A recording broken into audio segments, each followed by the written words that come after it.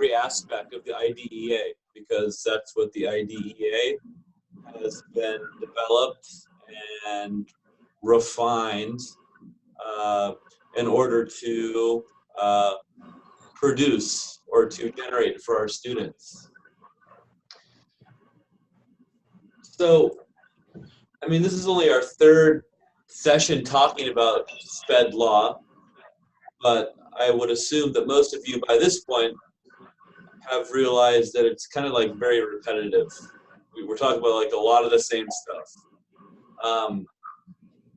I can't really think of a better way of going about it.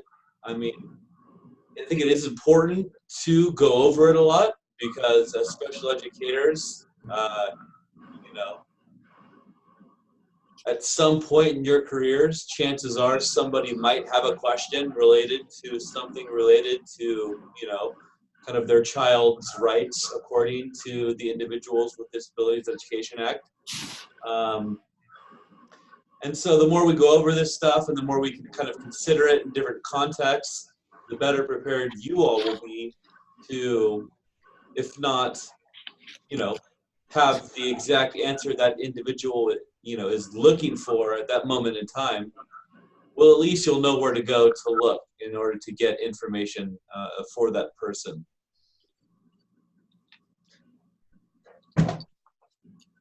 And so I'm going to go ahead and take over the screen here. I have my slides all ready to go.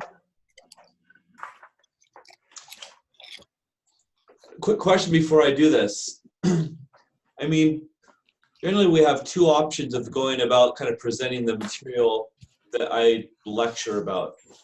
I've got this whiteboard back here that I could be writing on and erasing, which in my opinion is a bit old school. Or we have these slides. And as you've noticed, like most of the text from these slides comes directly from the book. And I think that's important. And I do that on purpose because, you know, what I'm trying to do is to give us a framework for our discussion, A, and also B, to give you all kind of a brief synopsis of the important material from the chapter so that, for example, when it comes time to take the Orella test, you'll have you know, a set of materials that, you know, in theory could serve as good study guides for you. And so I just, you know, I know it can seem kind of monotonous with me just kind of reading off, you know, reading words directly on the slides. But I do my best to kind of, you know, kind of break off and get us discussing some things. And so that's just a bit about kind of my approach and why I'm choosing to do it this way. And most importantly, because of the bigger picture, you will be asked questions about, you know, aspects of the law when you take that test. And so ideally, you know, these kind of condensed versions of these kind of longer chapters will be helpful toward that end. Any feedback? Any, you know, suggestions? Anything? I like the slides. What's that? I like the slides. Yeah. My predecessor, he used the whiteboard, and it, you know, it was funny because like he had like, you know, very little space. Like so he would just constantly writing and erasing things, and it was like with the slides, it's all there. Like you can just go through slide by slide and see it. You don't have to like watch through the whole video. If, you know, if there was something that you missed or you were, you know, you were unclear about or something like that. So good. Well, I'm glad we had that little discussion. That was my opinion, though. I don't know what everybody else's is. Already gone to all the work of putting together the slides. I don't think you should have to do more work, you know, on the screen. So good. No, I appreciate you're conscious of my workload, so that's very good.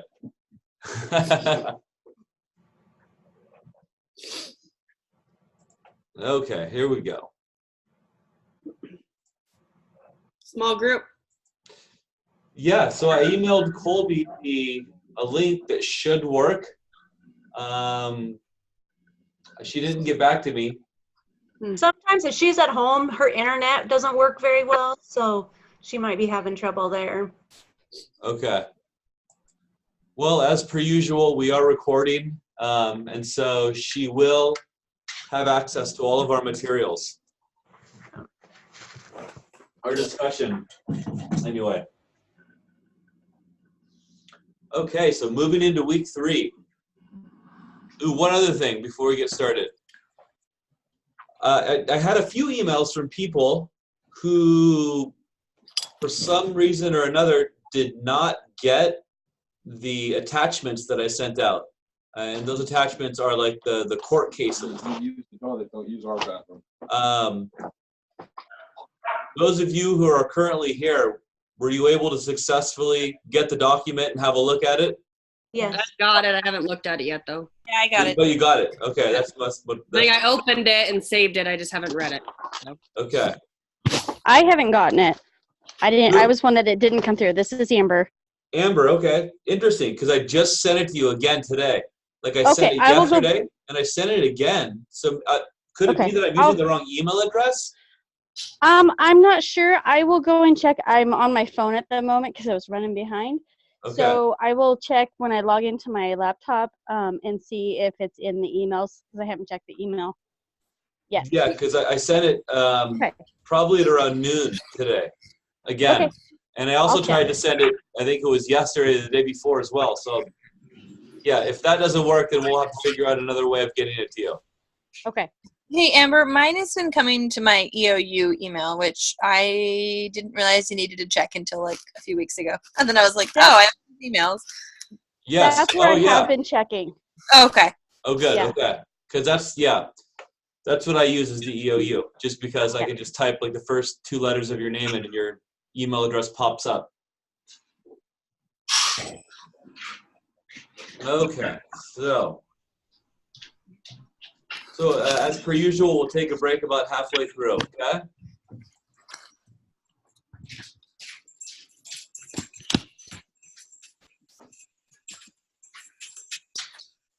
So, at this point, we are all very familiar with the Individuals with Disabilities Education Act. Technically, it's called the IDEIA. That second I standing for improvement. So the Individuals with Disabilities Education Improvement Act. To me, that's kind of a mouthful. IDEA is already kind of a mouthful. So, you know, it's most often just referred to as IDEA. So I just wanted to let you know that I was aware that there have been amendments, and with the enactment of those amendments, the name is technically changed, but I'm just kind of choosing to use this older convention. Right, so the statutes of the IDEA require that teams of educators and parents, so again, collaboration here, describe what is to be provided to ensure students a free and appropriate public education. And so there are a few factors here that the book talks about, and these factors are those that are needed to ensure that a FAPE is provided. And I'm wondering if anyone can think back to the readings and identify one of them.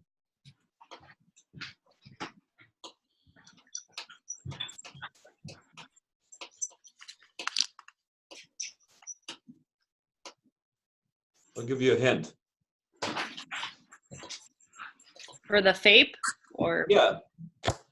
There needs to be a need for special education and related services set forth in an individualized education plan, right? So these are kind of the main components that this team of educators and parents are going to be utilizing to determine, you know, what a FAPE will look like for a particular student. so I have the ABCD, or do you mean the figure 2.1? Oh no, the ABCD is something a little different. Okay. So So this is just what I was looking for. It's like the least restrictive environment. That is definitely one of them. That is definitely one of the considerations. Specifically designed instruction. True, true. Appropriate peer group. Yes. Right. Educational benefit. Mm-hmm. Procedural requirement. Right. Related services. Assistive technology, and then public expense.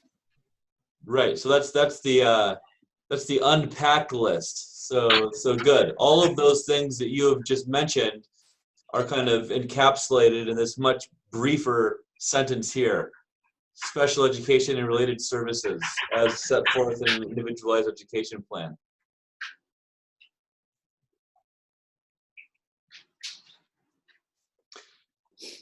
So right, so the IDEA does provide a definition of a FAPE, right?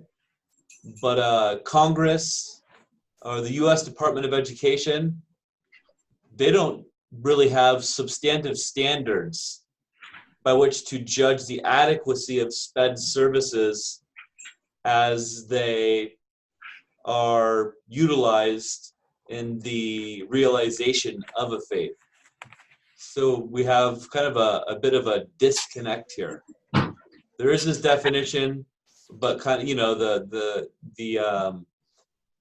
individuals who are in charge of, you know, ensuring that this concept of a FAPE is, you know, realized, they don't really have a consistent set of standards.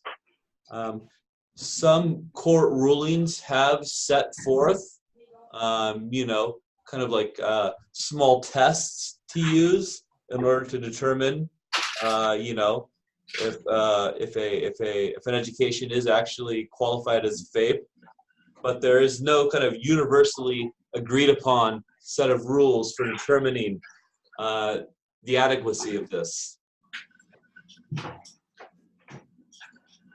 And so this case here, the Board of Education of the Hendrick Hudson Central School District versus Rowley, was really one of the first lawsuits that was challenging this idea of a FAPE. And it was, as you see here, it was the Board of Education that was the plaintiff and Rowley was the defendant. Does anyone remember what this case was? We've talked about it on a few separate occasions. About the use of an interpreter. Right. A student, the school refused to provide a deaf student with a sign language interpreter. And what was the reasoning here?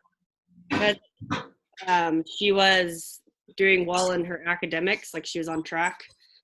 Good. Did they assume that she didn't need it? Or not assumed, but the cost wasn't Justified. justified, yes. Yes. She was an excellent lip reader, had minimal residual hearing. So it's not like she was, you know, missing out on 100% of the learning opportunities in her classroom.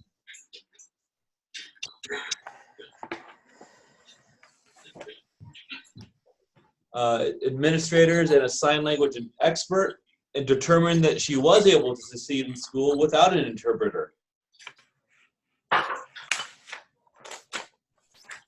So she seems to be doing just fine. So basically, her parents turned around and sued the school district because they refused to provide their daughter with this interpreter. So this was back in 1975, so we're now dealing with the Education for All Handicapped Children Act, the precursor to the IDEA. And does anyone remember what is an important feature of this act? If a school receives this type of incentive, then they are required to abide by the rules set forth in it. Federal funding. What kind of funding? Federal? You got it. The act requires that all schools that accept federal funds to provide a free and appropriate public education to all handicapped students. So just a quick recap, we have a student who is deaf. Based on her performance as compared to her non-disabled students, her non-disabled peers, excuse me, she's progressing in her academics, just fine, but the teachers still feel that she should be entitled to this interpreter. And so another feature of the EAHC Act is that it allows school discretion in deciding what steps to take to accommodate a child with a handicap. Handicap, we're using some antiquated language here. Hope it doesn't offend anybody. So they get to decide. They decided that this interpreter was unnecessary because she seemed to be doing just fine.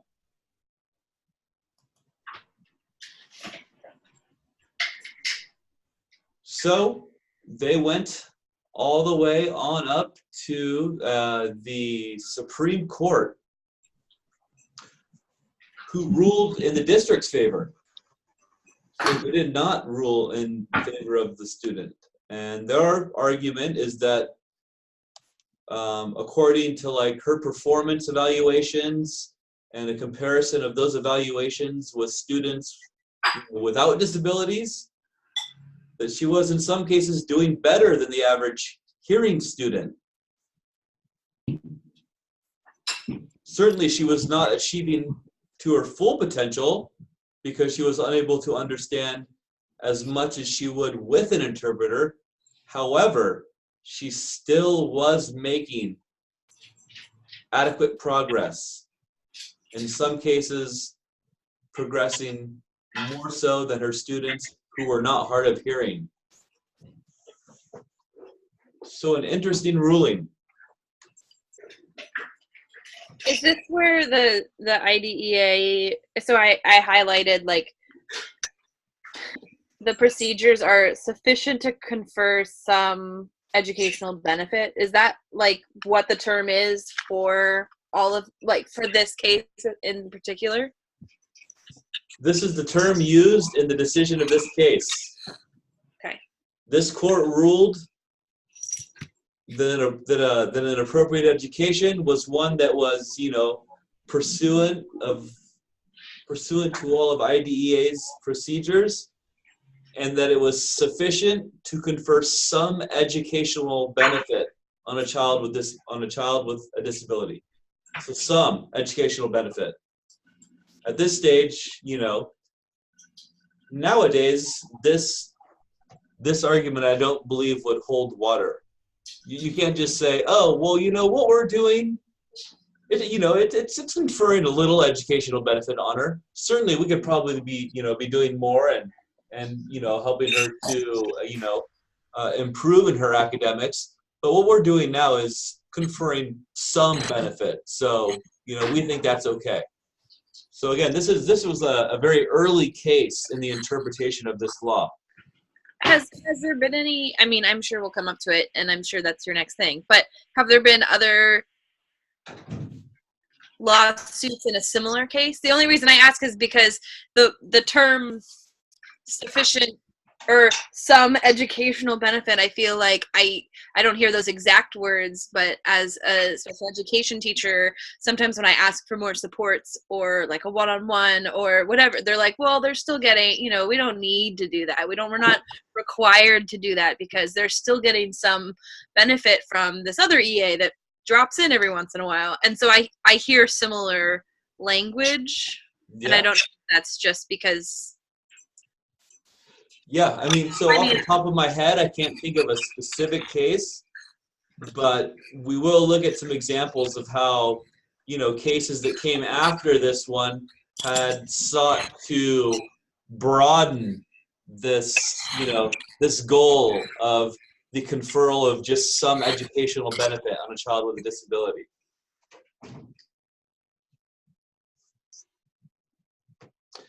So again, even though this sign language interpreter would have more than likely helped her to achieve, at a much higher academic level, the educators were not required to provide her with one, because she was making progress on her own, or she was making some progress with the resources that were already put in place. So my question to you is,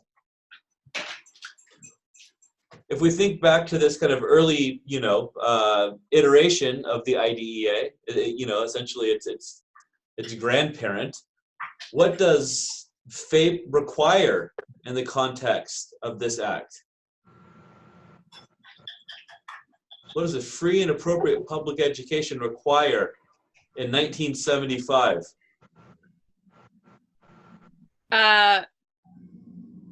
Are these like the the ABCD thing? No. I'm just asking. Oh, okay. You're just okay. There's no like list of things in the book that can No, answer this question. So I think it is free. She's getting her education. She's in the classroom. It's inclusive. Mm-hmm. And she's doing well in her class. So Right. At this point in history, what's required for a free and appropriate public education is that the student, Progressing. be making some educational, advancement. Yeah. The kid is being,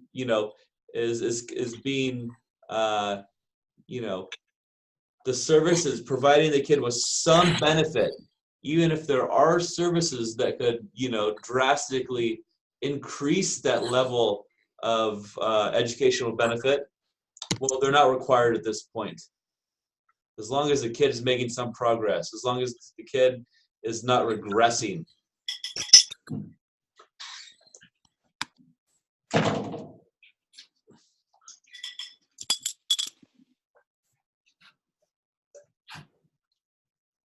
Right. So now let's talk about the IDEA FAPE statute. And do you all recall the difference? Well, we talked about this idea of a statute a few weeks ago. I believe it was last week. What is the statute?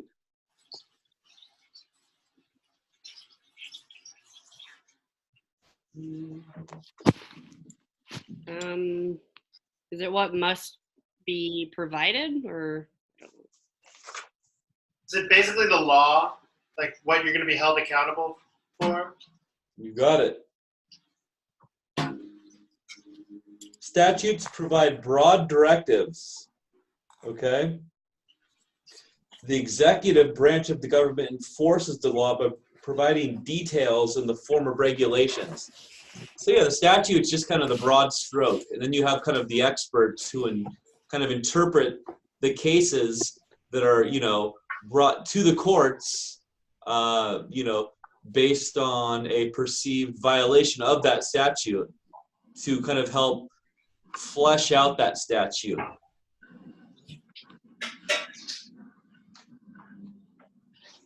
So free and appropriate public education means that special education and related services have been provided at public expense, under public supervision and direction, and without charge. It should always be free. And there are many cases in which, parents of students have taken their school districts to court because they felt that their students were not receiving the kinds of services that they required to be successful in the classroom, and so they paid for them out of pocket. And sometimes these plaintiffs do win reimbursement. Other times they don't.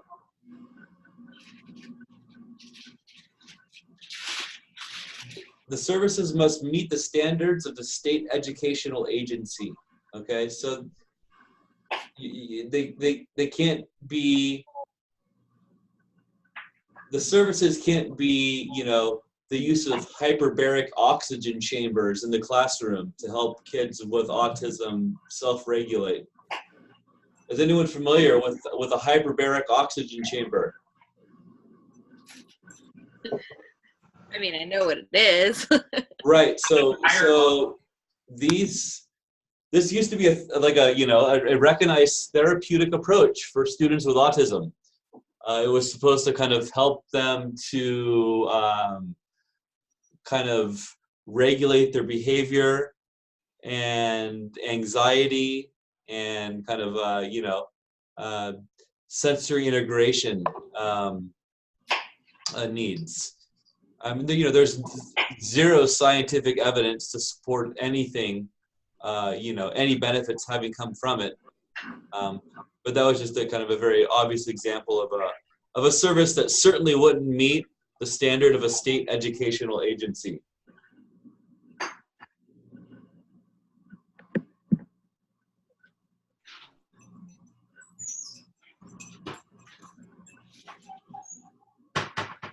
It must be included in an appropriate preschool, elementary school, or secondary school. And the state involved. And lastly, is provided in conformity with the individualized education program required under the IDEA.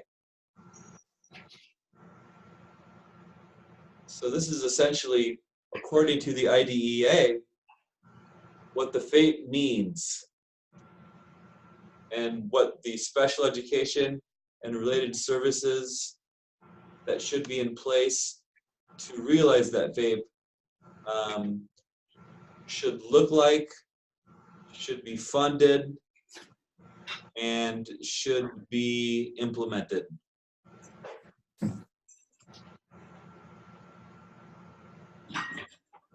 And so now, there are many components of a free and appropriate public education.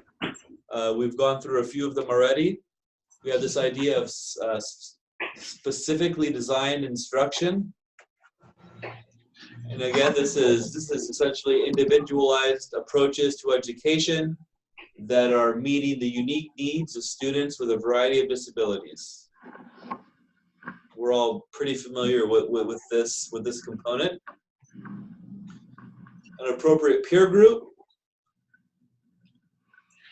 What is an appropriate peer group? People or students that are like the same age or level, whether that's like behaviorally or cognitively. So let's say that we have a student who is, has an intellectual disability and, has the mental age of a 5-year-old, but is 10 years old.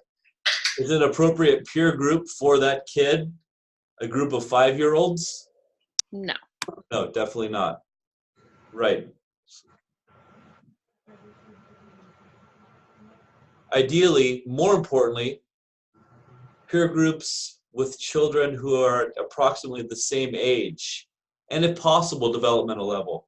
So yeah, we wouldn't put that student with intellectual disability who is, profoundly affected with a typically developing, child who is at the same developmental level. We would put that student with profound intellectual disability with other students who are, kind of similarly impacted.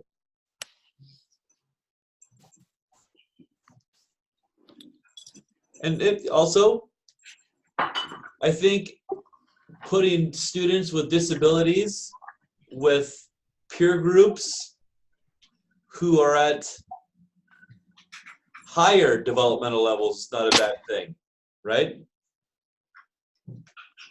We want our students to have good, peer role models. And so in that situation, yeah, it's sometimes good to, well, it's not sometimes, it's always good to include a mix. Kids at their own levels and also kids who are a bit more elevated in terms of their, intellectual or social capacities.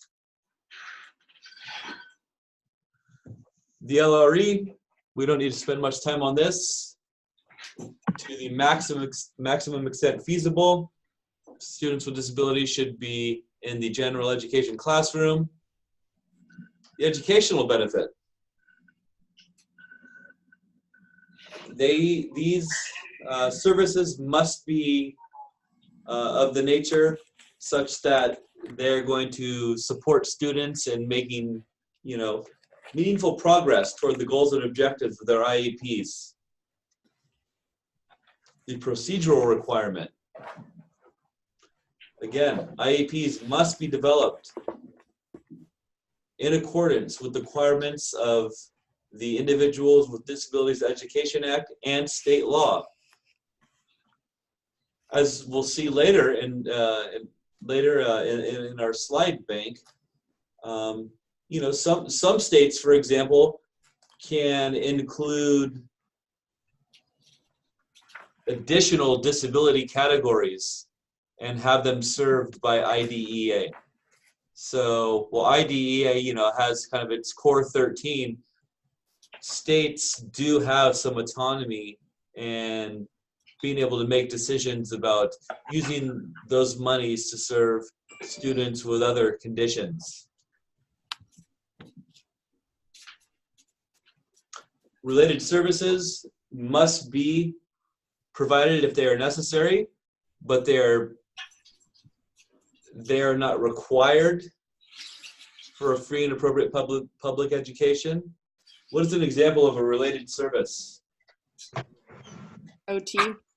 Occupational therapy. PT. QMHP. Alternative and augmentative communication device. Yeah, these are all good examples. Assistive technology.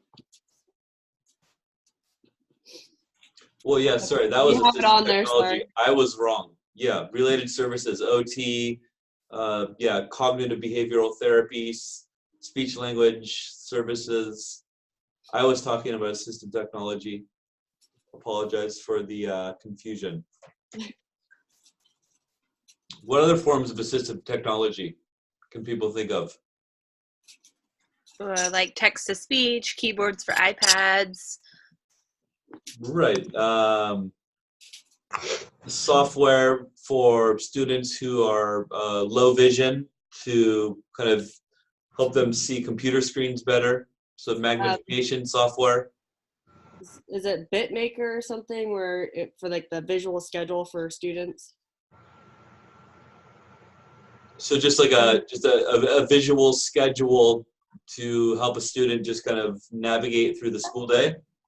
Yeah, just their schedule instead of having like the picks and Velcro or a binder, it's on the iPad or tablet.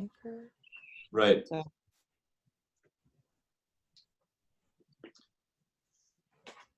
Or to give them a voice. Okay, I don't know. Right. So kind of voice.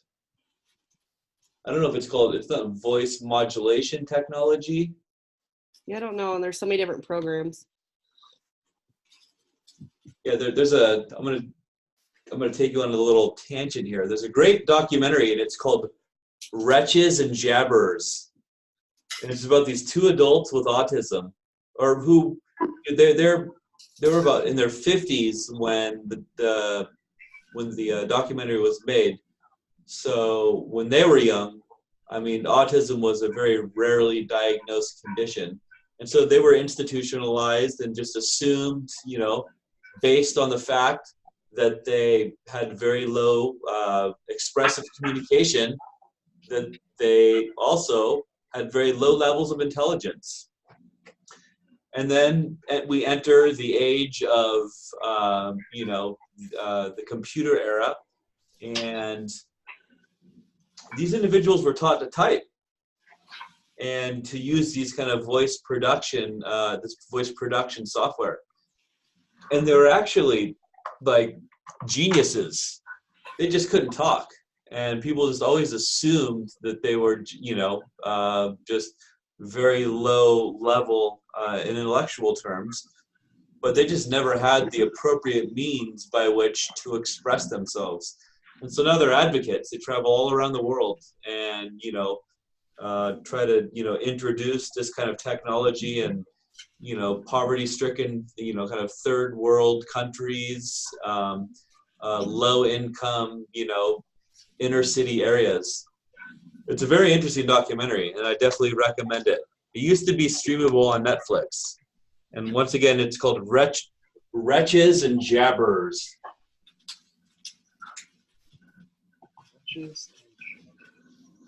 Okay, moving on. Qualifying IDEA services. What are the age ranges that a child must be between? 3 and 20. 3 and 21.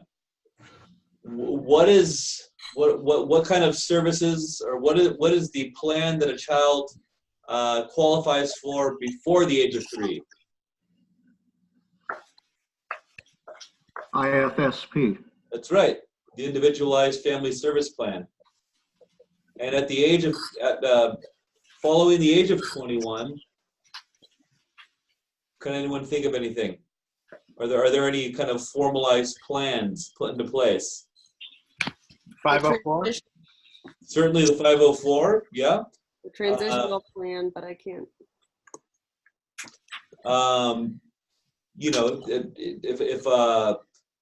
If somebody, beyond the age of 21 is in like a day program, they might have they're going to have a plan through like a regional center, which is an organization that receives federal monies to support individuals with disabilities throughout the lifespan.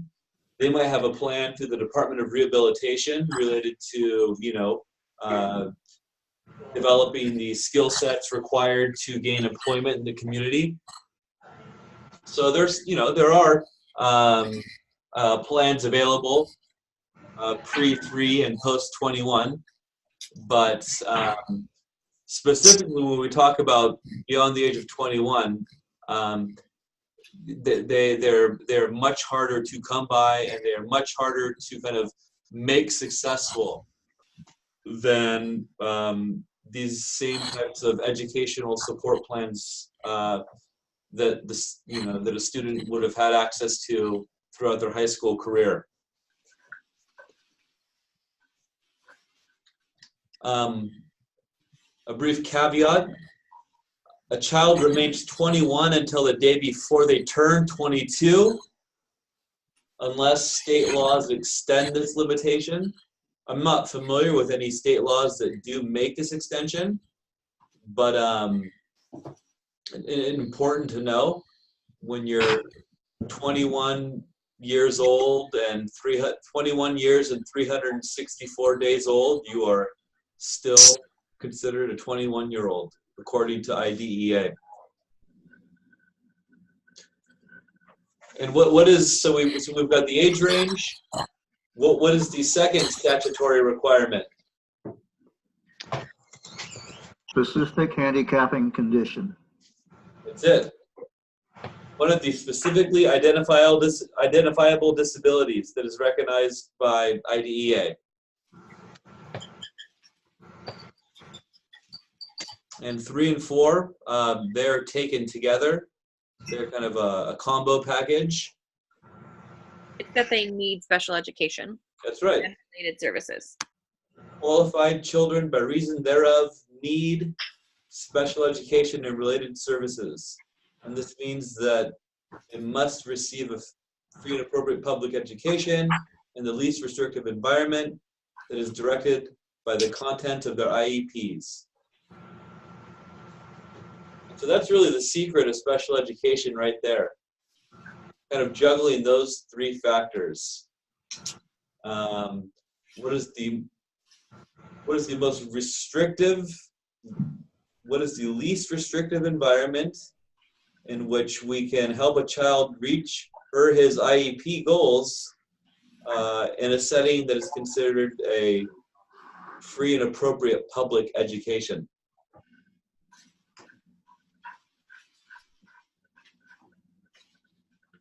So to qualify for the Individuals with Disabilities Education Act, it does use special education and related services in its definition of a FAPE. But as I've already alluded to, Children with disabilities, they don't necessarily need to require or have related services in order to be eligible for special education services. Certainly if they do require them, then they are, you know, it is mandated by law that they do receive them. However, they don't have to require them to get special education.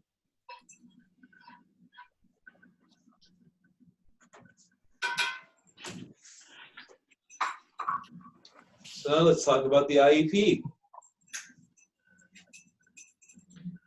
A written statement for each child with a disability that is developed, reviewed, and revised in accordance with the section identified here of the Individuals with Disabilities Education Act. This section outlines all of the components of IEPs, including what are some of the components of an IEP? Where do we always start with? Well, where do we start at? Present levels. Present levels, nailed it. Current levels of performance. Based on those current levels of performance, we would then do what? Annual goals and objectives. That's right, annual goals. So here's where the kid is. Here is where we would like to see this kid end up. But now we need some very realistic, achievable, short-term objectives or benchmarks that are going to, you know, help us make determinations as to whether or not, you know, the goal that we have written is actually serving the purpose it was intended to serve.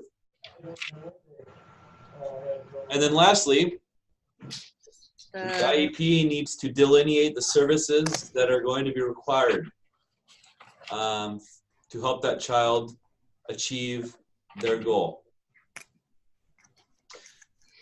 And so certainly there are good IEP goals and there are bad IEP goals. I'm assuming that, you know, most of you have seen examples of both. And so I'd have a little activity for us here. And the name of this activity is it a good or a bad IEP goal? Okay, so I've got about 5 of them here.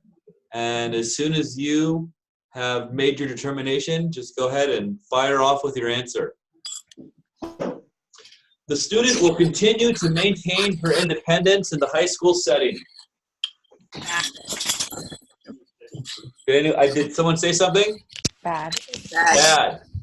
You're not very specific. Good. It doesn't have like a measure. It's not measurable, really. I mean, how do you know? What does maintain independence in the high school setting even mean? How many different like little sub-settings within high school are there? What does independence within each of those sub-high school settings look like? No such thing as just an overall level of independence in a high school setting. So good. Student will work to improve the thoroughness of his daily preparation. Bad. Bad. Why is that bad? Not specific enough. Not specific. It's not. It's not measurable. Right. Thorough. Yeah. How do we measure thoroughness? And you know. What's it based off of? Exactly. Thoroughness for Jared, you know, it could be something completely different than thoroughness for Billy. I mean, thoroughness is kind of it's a relative term. It's not objective. And of his daily preparation. I mean, daily preparation, that's very vague. Daily preparations in what domains? Daily preparations in terms of, you know, preparing for a social studies lesson, daily preparations in terms of, you know, getting ready for school, so meeting basic hygiene requirements. So just a lot of vagueness here. Student will consistently exhibit responsible behavior in the areas of classroom participation and assignment completion.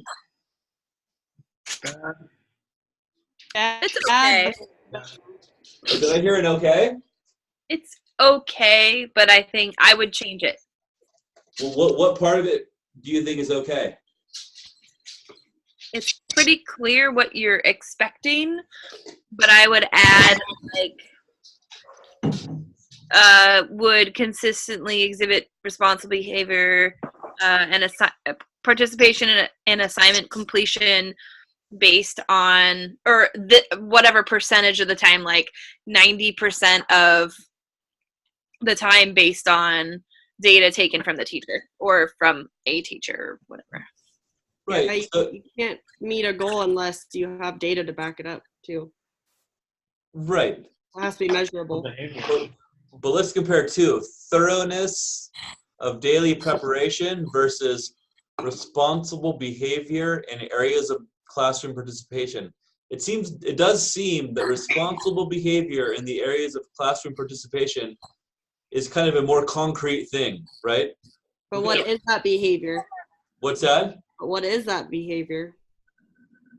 Okay. Responsible, but it's, it depends on the student too. Yeah. No. So it's definitely contextually sensitive. The context being the student. But maybe one example of responsible behavior in classroom participation is raising your hand or not blurting out, responses inappropriately. But still, it's still way too vague. Yourself. What's that? Keeping hands to yourself. True. Sitting in your seat. Being quiet in line. Exactly. Not making fun of other students for getting the answer wrong. So it is still very, very vague.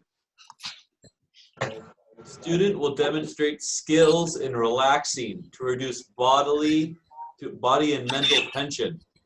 Bad. Yeah, I think that's probably the worst one yet. So relaxing and reducing body and mental tension. Well, meditation is one thing that could work toward that end. I would change But it how do we know that a kid is meditating? Right? I would change it to student will exhibit taught behaviors when frustrated, agitated, whatever. And then I would list those activities that are going to be taught to the student and then say 6 out of 6 times when a student is frustrated. You have to in the goal, you have to explain like what the student is going to do and how you're going to measure it. Exactly. So, these very bad IEP goals, I mean, they have some good intentions, but they're suffering from objective measurement. They're lazy suffering goals. from observable indicators of progress. So last one. Student will become consistent in completing his required academic coursework. Bad. Also bad. But this one certainly could be modified. We would want to know, well, when we talk about consistent completion, well, how often is that? Is that the student is going to complete his homework every single night? Is the student going to complete, his classwork, on 80% of occasions in the classroom? They're all suffering from. And what subject? Yeah, and what subject as well. Good. Because the student's could be good in reading and maybe not good in math. So they would have to be adjusted per each subject. Right. So why? Unmeasurable progress. So we very quickly got to the bottom of that one. And so we've talked a bit about this already, but what makes a goal measurable? Well, it contains a method for measuring whether the goal has been achieved, right? A method. What is a very common method for measuring progress toward a goal? Collecting data. Data. Say it again. I said classroom data or work samples, student work samples. Right, a turned in assignment. That is an evidence of, that's a measurement. Maybe we're taking frequency counts, right? How often, how the student will, raise his hand, 50% of the time, or 50% of the opportunities that she or he gets to do that. And so we can actually count that kind of stuff. So there's a very objective approach for measuring whether the goal has been achieved or if the goal is, kind of trending toward being achieved. And then using percentages. What's that? Using percentages Mm-hmm. seems pretty common with IEPs. Right. Again, the criteria should be clearly defined in the goal. And it shouldn't require any additional information that you yourself as the writer of the goal are the sole possessor of, right? It all needs to be there if we want this, if we want measurements to be consistent. Moving on. The measurement can be validated by multiple observers. So if two different people who have never seen this kid were, informed about this goal and told, read the definition of what the goal was, and, what are the instances of the kind of positive versus negative behaviors, and here's how we're tracking it. Well, those two individuals should be able to do a decent job at achieving some inter-rater reliability. Should independently come to the same conclusion. Has anyone ever been part of an IEP team in which you've had to deal with goals that were less than ideal? Yes. On Wednesday. Yeah.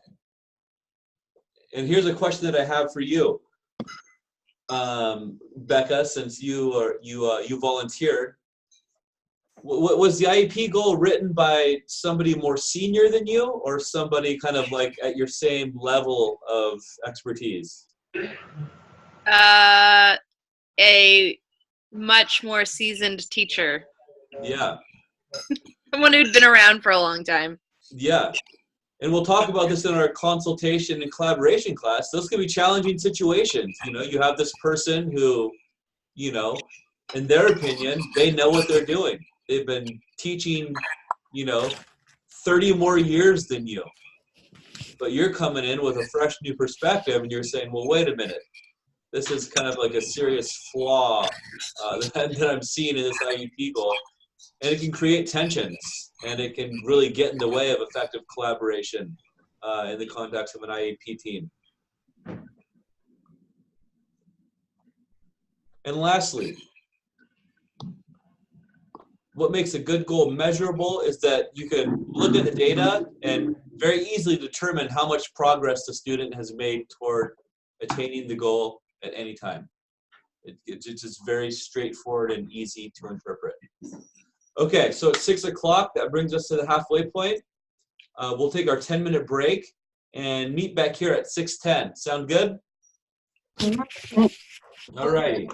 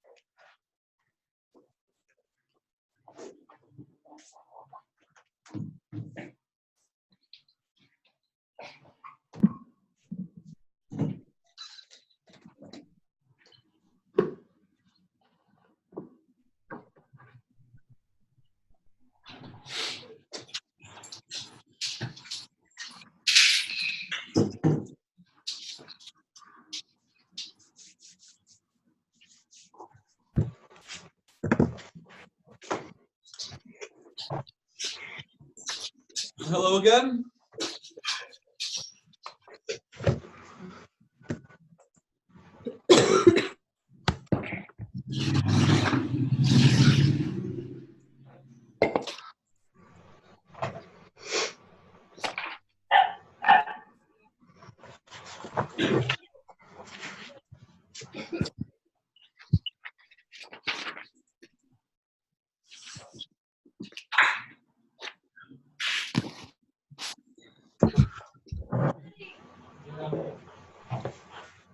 Okay.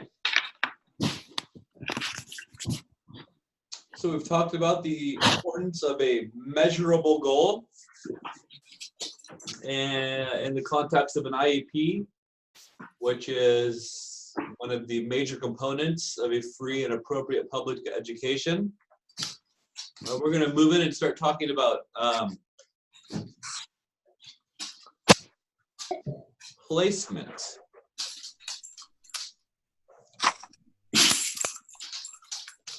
So as we're all aware, there is no single placement for all students with disabilities. The IDEA and its regulations do require a continuum of alternative placements that are appropriate for students with different learning differences, students with different behavioral challenges, etc. And we have a range of these. Full inclusion in the general education classroom, inclusion with some supplementary and assistance, partial inclusion, so a student is, splitting his time between regular classrooms and resource room placements, or self-contained or individualized placements. So certainly the ideal is the fully inclusive setting. Unfortunately, this is not always the ideal situation for most students. It is not the least restrictive environment.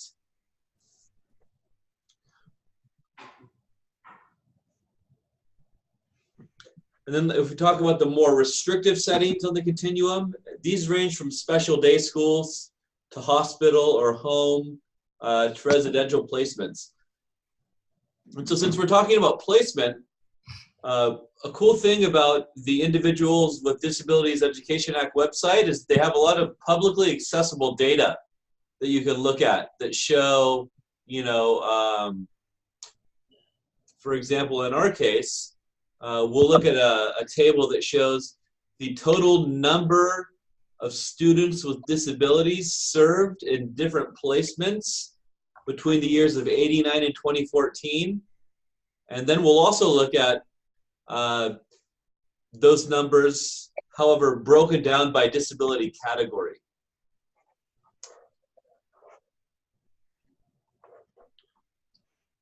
So as you can see here,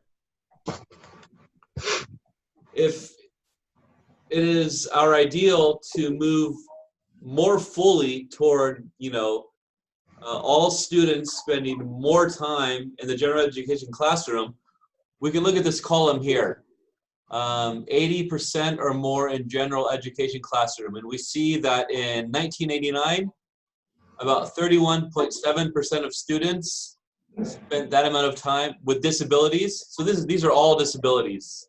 We're not making distinctions between disabilities. Coming down to 2014, which is where the data stopped that I could get, we're up to 62.2. So there certainly has been, according to the data, a huge shift in the movement toward higher levels of inclusion. And we see this reflected in these other two columns as well. 40% or less, and then 40% to 79% in general ed. So we see that in 1989, just under 25% of students spent 40% of their time, 40% or less of their time in a general education classroom. 2014, that's down to 13.7. So these are kind of the three areas where we see the biggest changes. We also see a pretty drastic decrease in placements in separate schools for students with disabilities. So 4.5% on down to 2.9%. Of course, when we're interpreting these numbers, we need to keep in mind the fact that, you know, there are more students in 2014 than there were in 1989. So these figures aren't directly comparable, but they do, you know, evidence some trends that I think, you know, are that are promising, especially as we, you know, are kind of making this trend toward a more inclusive educational experience for all students. We see very slight increases in students being referred to correctional facilities, homebound or hospital placements. Not a whole lot of change there. And then in about 2006, we start to see a very slight uptick of parents placing their children in regular private schools. And so what this means is that a parent has pulled their child out of the public school and is paying the tuition for the private school. However, the student's special education services are still being publicly funded. So I thought this was some interesting data to look at, just since we would be talking a bit about placement. And now if we look at the same kind of breakdown, but by disability category,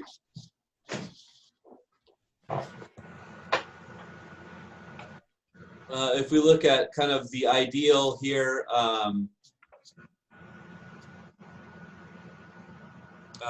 80% or more in general education classrooms, autism 39.7, 23.6 for deaf and blindness.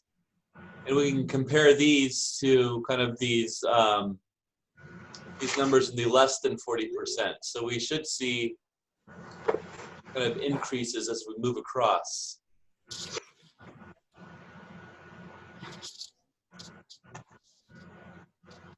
Unfortunately, I was not able to get this data broken down by year, which would have been more informative because we could have seen how the trends changed from year to year.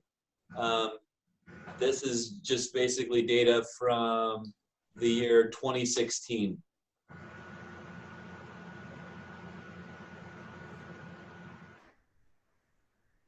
So any observations or thoughts about any of this?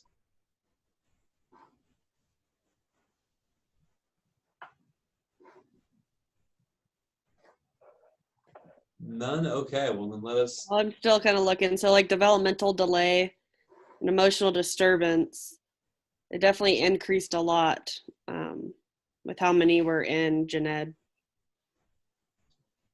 As it goes, like, or maybe I'm not reading it right. I don't know.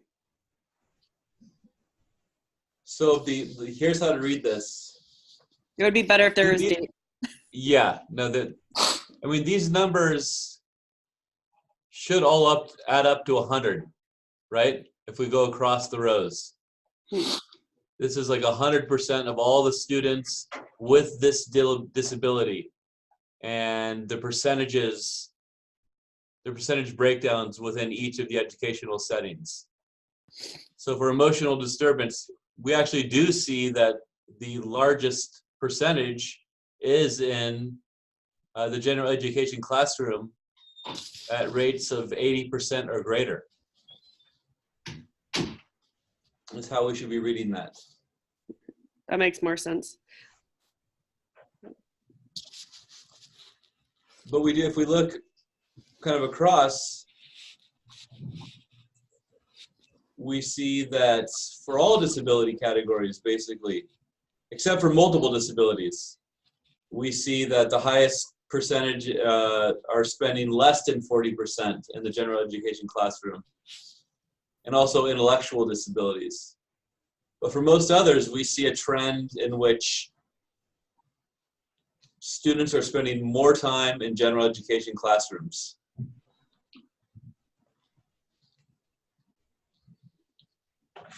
So moving on.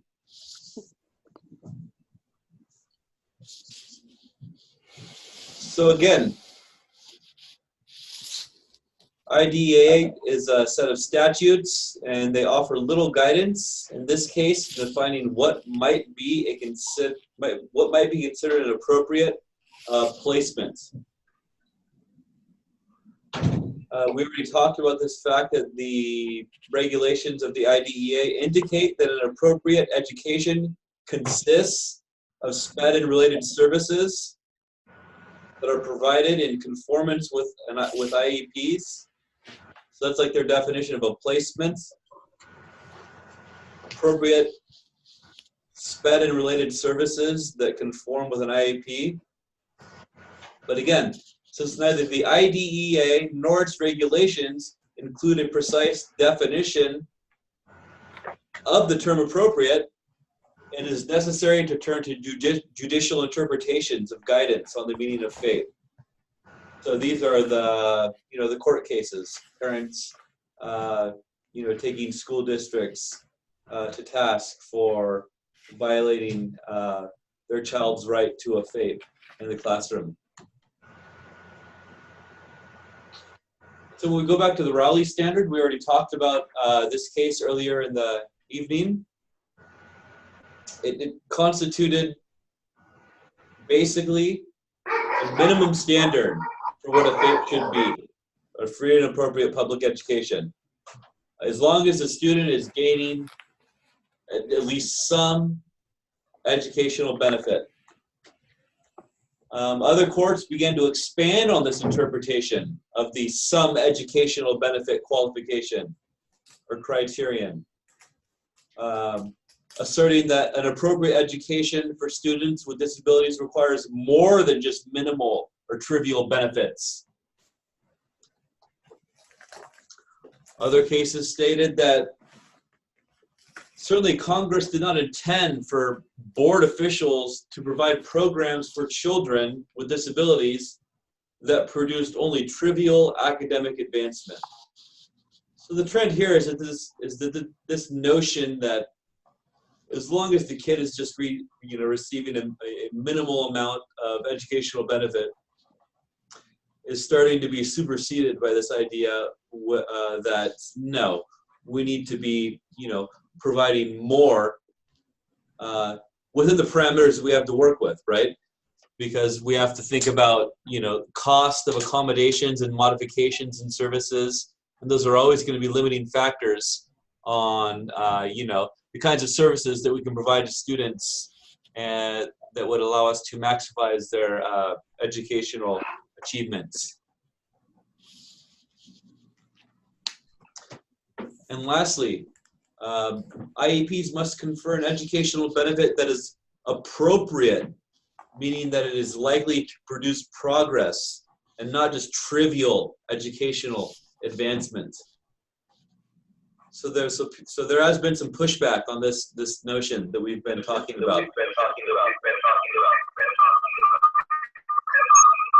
Whoa, got a serious feedback there.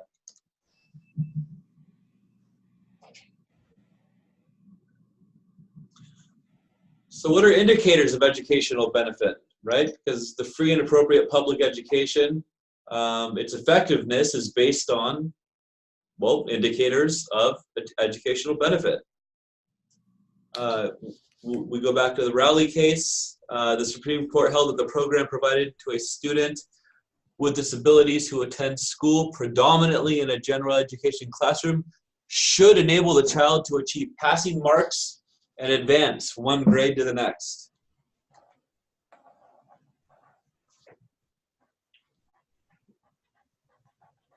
But just because a kid is getting passing grades and making annual grade promotions does not necessarily mean that the student is receiving a FAPE. There could be other reasons at work, other decisions for moving a child along that don't have to do with meeting these these requisites. And so there have been cases where courts you know, a student was graduated and then went on into like an adult day program and was clearly did not achieve the educational outcomes that she should have in the context of her high school. So it was kind of an instance of what is referred to as a social promotion. Oh, the kid seems to be doing okay, you know, and so we're just going to kind of let her move on into adulthood, which is highly illegal and is a violation of a free and appropriate public education.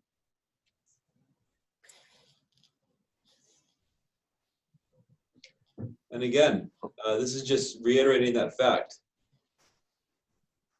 School boards can't just give students a diploma and then absolve themselves of their obligation to educate them any further.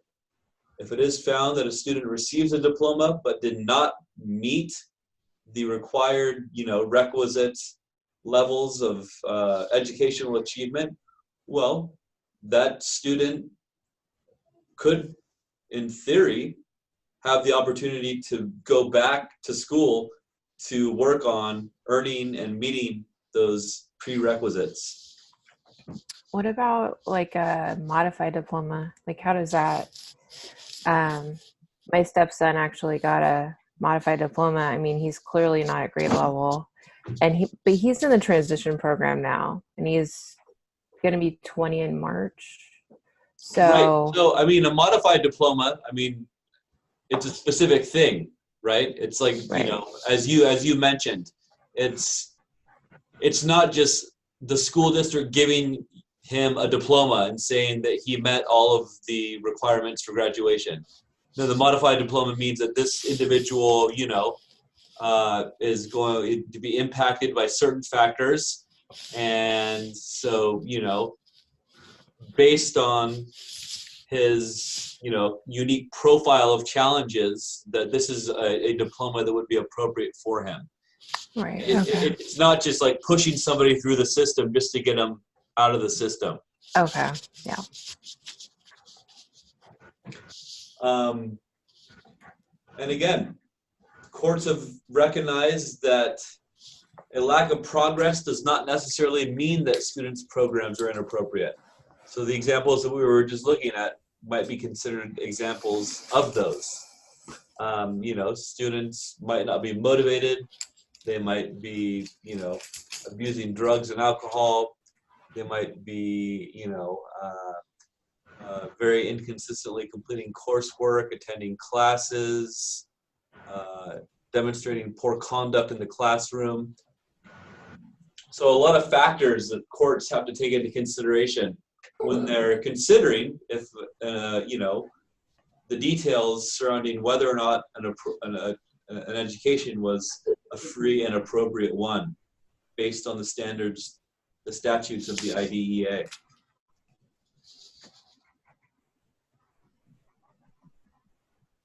And so certainly another indicator of educational benefit in terms of, I mean, in addition to getting passing grades and you know, advancing through different grade levels, there are other indicators, standardized tests, grades on report cards, anecdotal teacher assessments, evaluations of students' growth in the areas addressed by their IEP goals and objectives.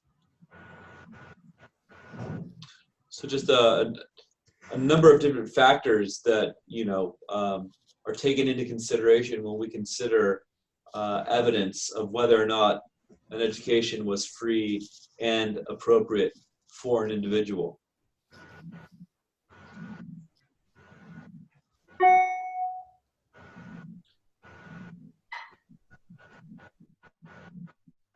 And so in cases where a school district might be brought to court because a family feels that the IEP developed by the IEP team and signed off on the district was not appropriate, well, the courts have their own system of going about determining whether or not that was the case. They evaluate whether the services and the supports proposed therein were sufficient to meet the students' needs. And they do this by considering the services proposed in the IEPs in light of the students' disabilities and deficits. So here is what the IEP says the student, where the student's limitations lie. Here are the services laid out in the IEP that are, claimed to, mitigate those limitations. How appropriate are they toward that end? And they will approve proposed IEPs when they are shown to be individually tailored to meet students' unique needs, and that the goals and the objectives are appropriate and individualized, and that the strategies, for example, the ones we just talked about, are appropriate for addressing student weaknesses.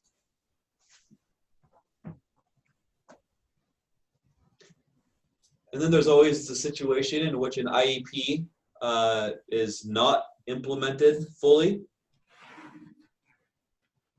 Has anyone ever had an experience in which a parent claims that some aspect of an IEP was not being fully implemented?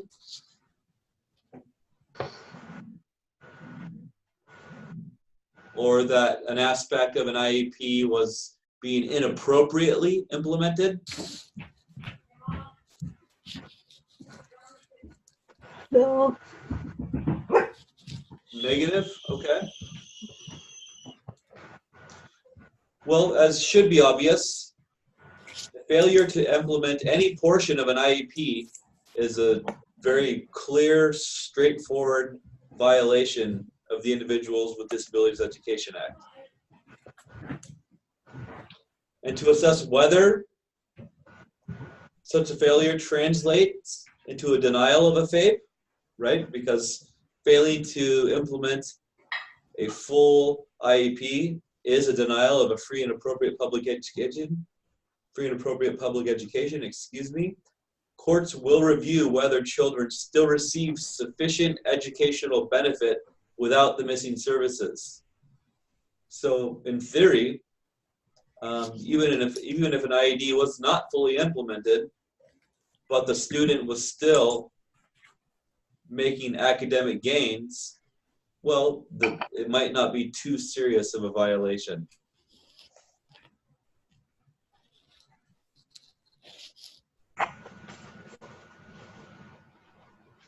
So sometimes an IEP, a placement is, identified,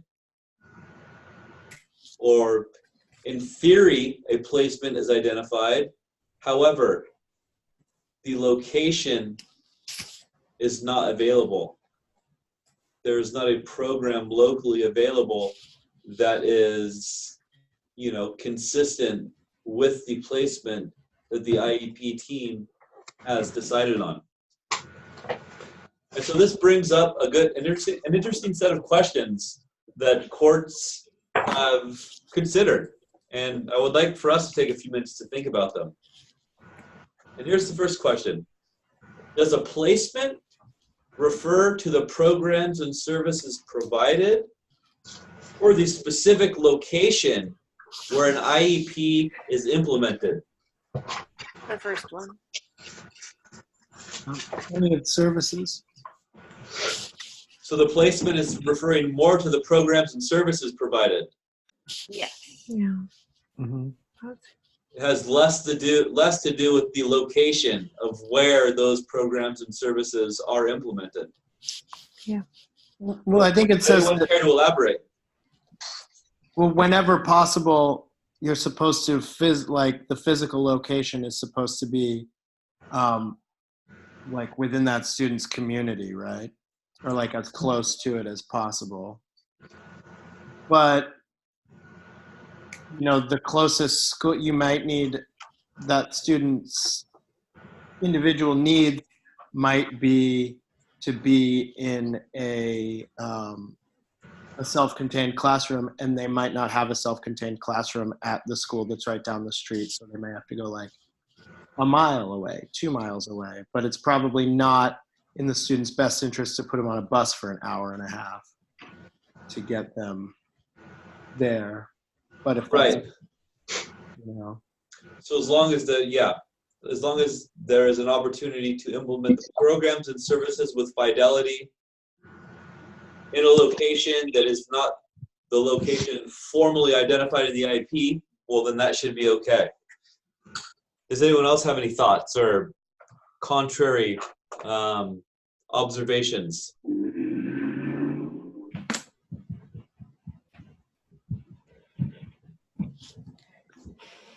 How about this question? Does a school board's failure to name a placement location in an IEP justify a parent's rejection of that IEP?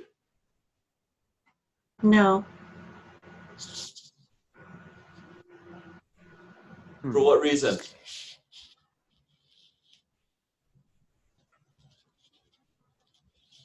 Whoever said no. That was me. So, Samara, why would you think that? It doesn't mean that they're still not meeting the needs of the child academically. Right. It speaks directly to the first question, right? Yeah. The placement location. We've determined that it isn't the location that's as important as the programs and services provided.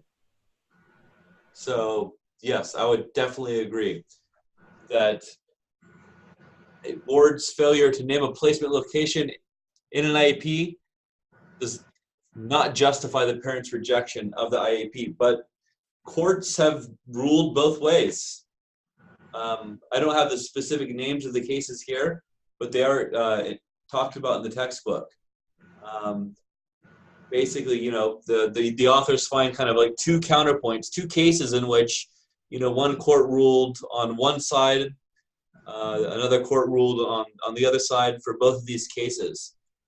And so it's still very much kind of a state-by-state decision making process, at least when it comes to this component.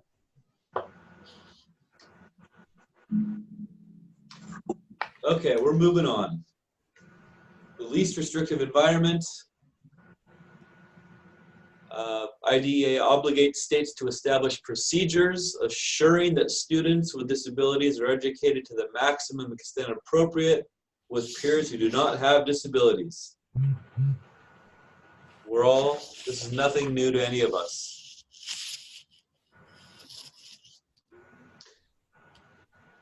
Of course, there are situations in which it is necessary to remove students from gen ed classrooms and to place them in special classes or separate facilities.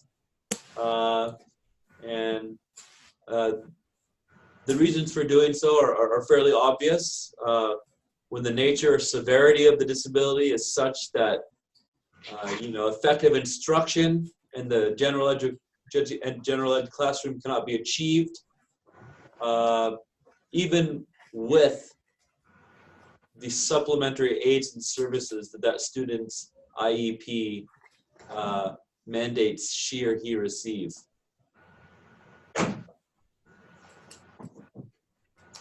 And so these provisions apply to students who attend private schools, institutions, or other care facilities at public expense, in addition to children who attend public school.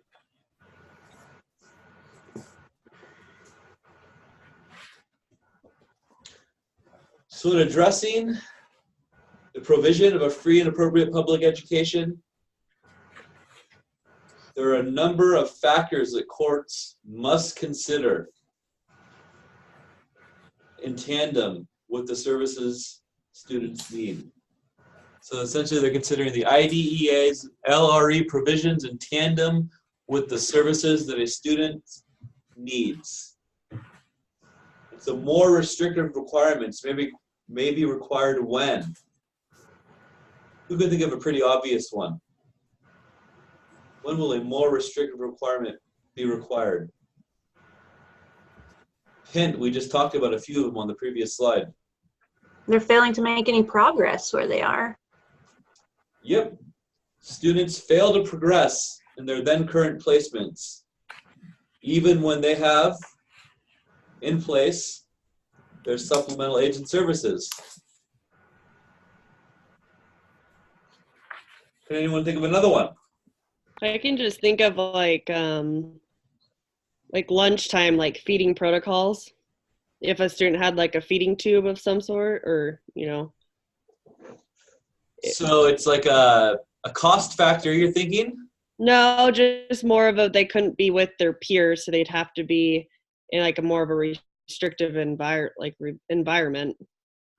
Okay. A lot of time, lunchtime is kind of that inclusive part that kids get to be a part of. But Right. depending on their medical needs, if they're so severe, Right. it could So be then very in that situation, restrictive for them. it wouldn't make sense to keep them in that inclusive environment or that least restrictive environment. Yeah. It can also be expensive to keep students in, in a least restrictive environment if that environment is in fact the inappropriate one. Whether those costs are, being devoted to a variety of aids and services to help the child just kind of maintain his presence in the classroom.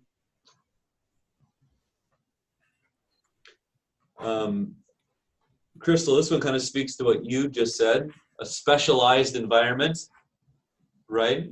I mean, if the student is requiring this kind of feeding tube, they might require a specialized environment in order to receive their educations. Other,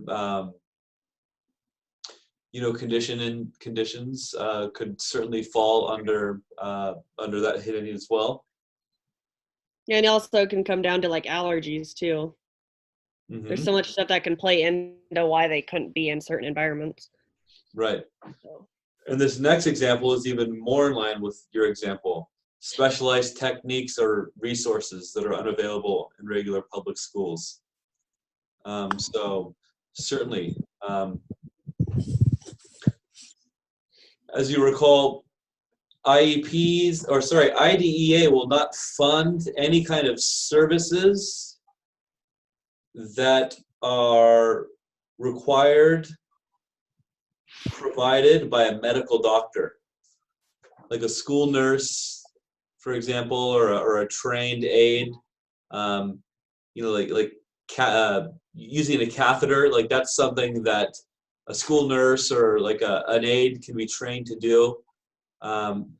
But certainly, I would imagine, inserting a feeding tube or something along those lines would require a greater degree of medical specialization, and so therefore, a facility with people who are more capable of handling those specialized techniques. Low incidence type disabilities requiring contact with peers who have similar disabilities. We'll skip through a few more of these. Students requiring 24-hour programs of instruction and care. Consistency of approaches between their home and school environments. Total immersion programs in order to make progress.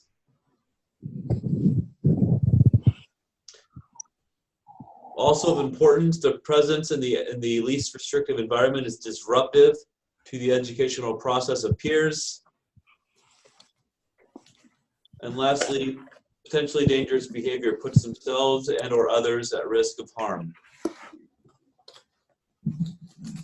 And so these are like the main factors that courts are going to be considering if a case is brought to them in which a plaintiff is claiming that a school district is denying their child of a free and appropriate public education in a least restrictive environment.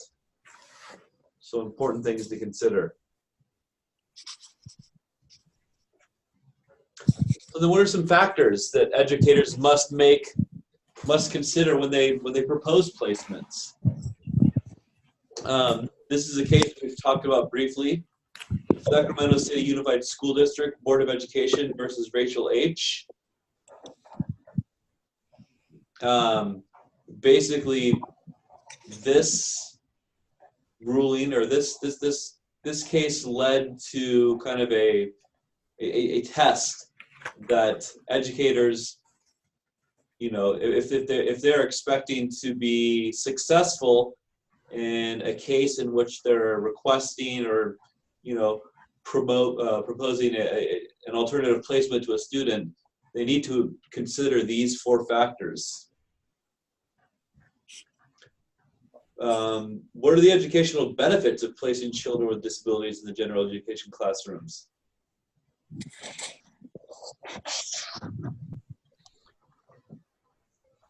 Are there non-academic benefits of such placements? Will there be a negative effect on teachers and other children in classes by the presence of students with disabilities? And then lastly, what are the costs? How much would it cost to keep this student in the gen ed classroom? So this is considered a 4-part test. If a school district is, taking a family to court and they don't consider these 4 factors, well then chances are, because the burden of proof is always on the school district when they're proposing a change in placement. And these are like the 4 kind of basic, sources of proof that need to be considered by a school district if they hope to be successful in winning their case.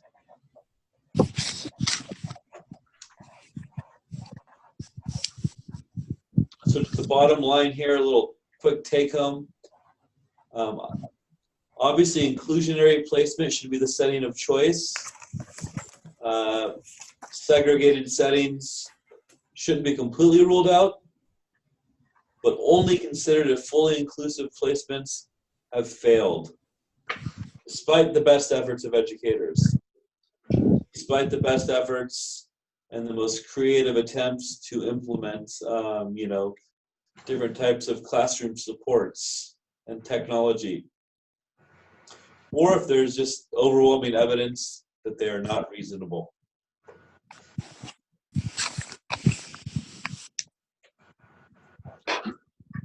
So we'll talk briefly about entitlement to services. All eligible children are entitled to receive FAPES regardless of the severity of their disabilities. In this case here, Timothy W. versus the Rochester, New Hampshire School District was the case that set the precedent for this, introducing the concept of zero reject, meaning that once a child is identified as having once children are identified as being in need of IDEA services, they must be served irregardless of the severity of their disability.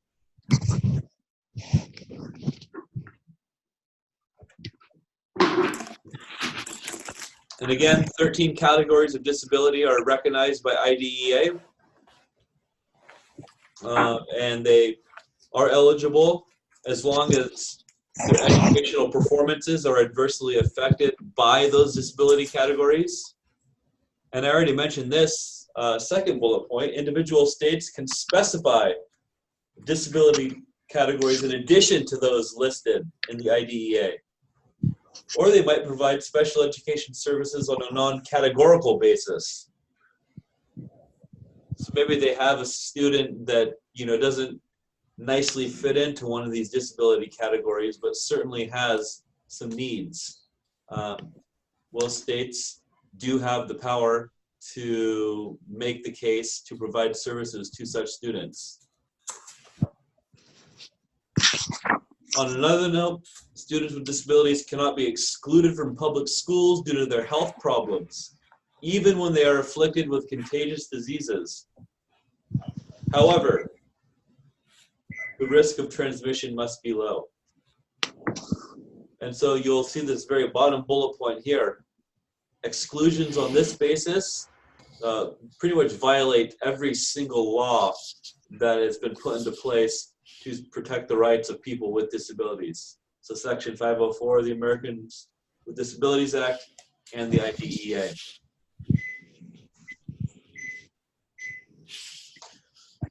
Moving on to consider other aspects of eligibility. The traditional way of determining whether a student needed special education is what is referred to as a discrepancy criteria.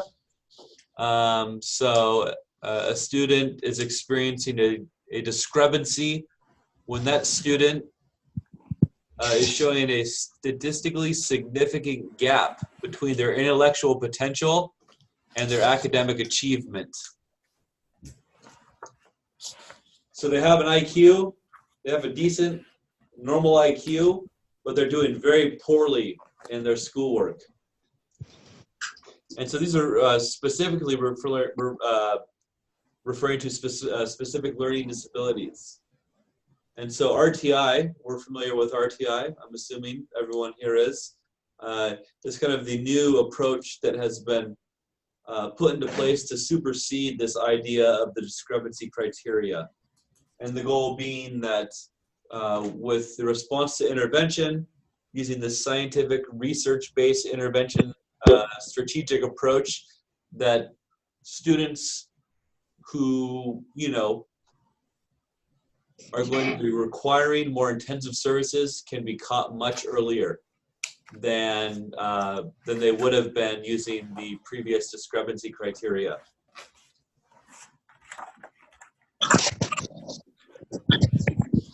Extracurricular activities.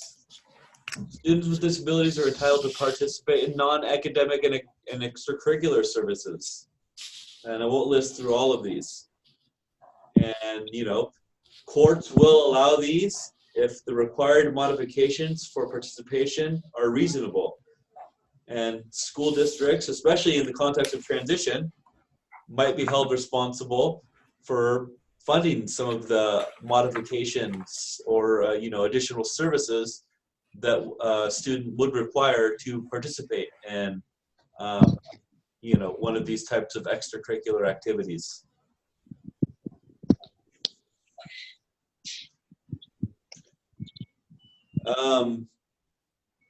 Another component of a FAPE is an extended school year program. The 6-hour-a-day, 180-day school year that lasts for the duration of 12 years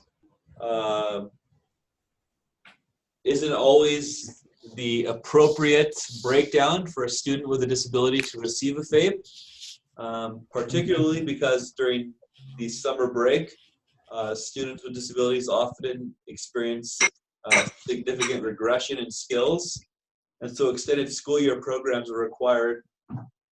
And importantly, these are required only to help maintain the skills that students have already learned.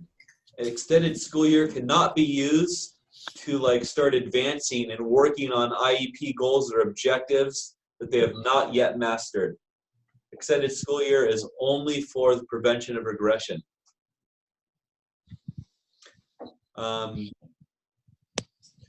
And again, they're generally necessary when students regress, and the time needed to recoup the lost skills interferes with their overall progress toward attaining IEP goals and objectives.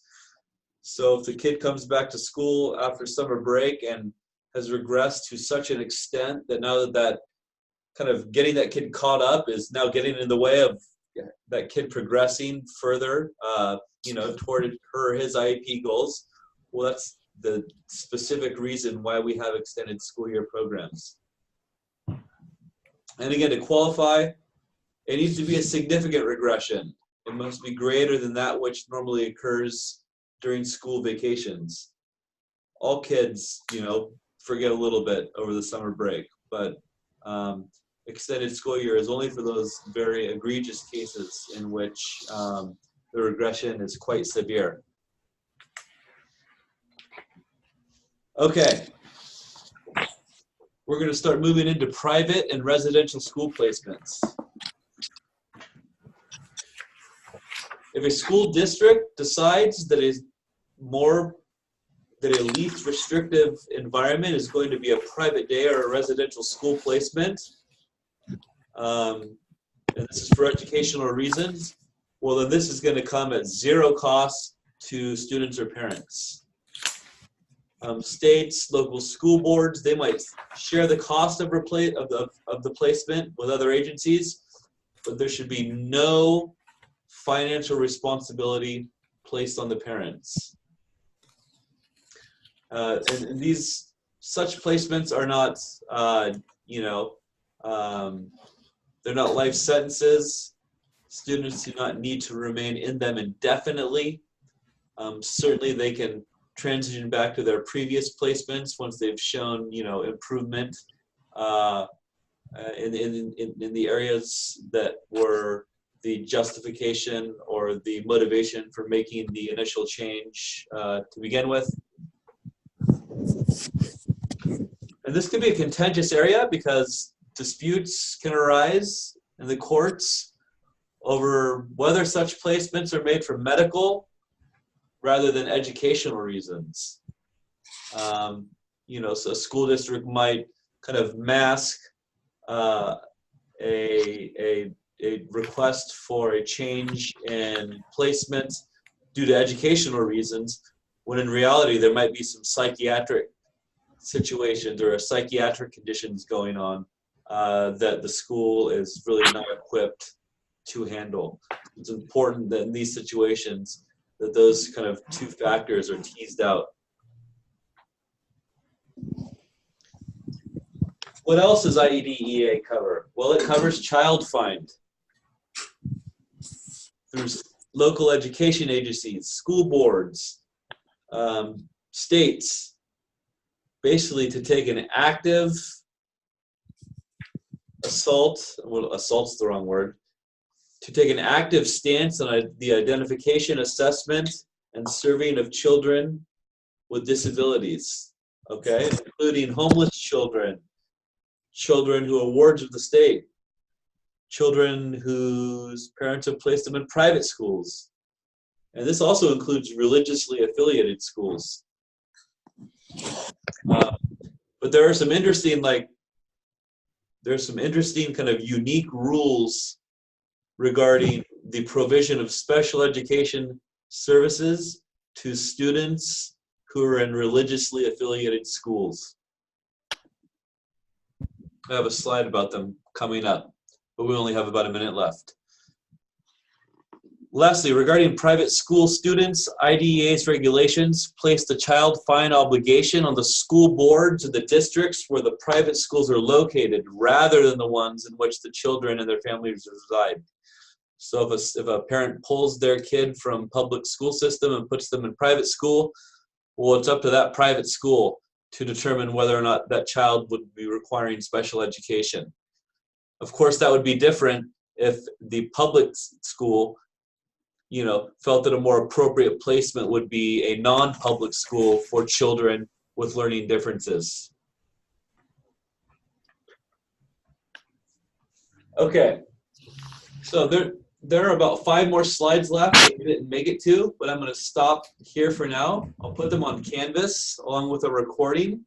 It was a lot of information, but again, in order for us to adequately cover everything that the Individuals with Disabilities Education Act has been designed to safeguard with respect to the rights of students with disabilities, then we need to really power through a lot of information. And so, as always, I thank you for your participation and your patience. And I will see you all mañana. Have a lovely evening.